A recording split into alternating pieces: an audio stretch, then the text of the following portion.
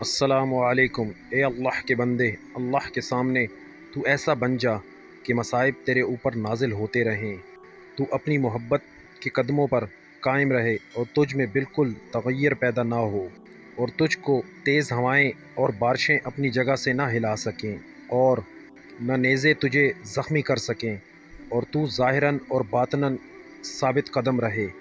عبادت کے معنی ہے عادت کو چھوڑنا، کیونکہ عبادت عادات کو منسوخ کرتی ہے اور ان پر سبقت رکھتی ہے۔ شریعت کا اثر یہ ہے کہ عادت کو منسوخ اور اس پر سبقت رکھتی ہے، سو تم اپنے رب کی شریعت کو تھام لو اور عادت کو چھوڑ دو۔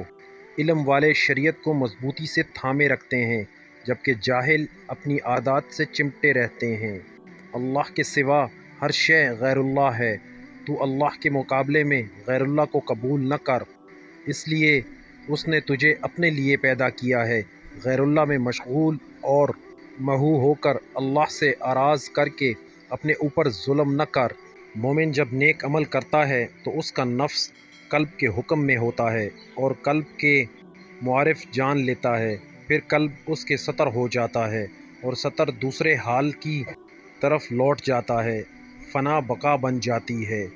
جب تک تیرا غرور اور غصہ باقی ہے، اپنے آپ کو نیک لوگوں میں شمار مت کرو۔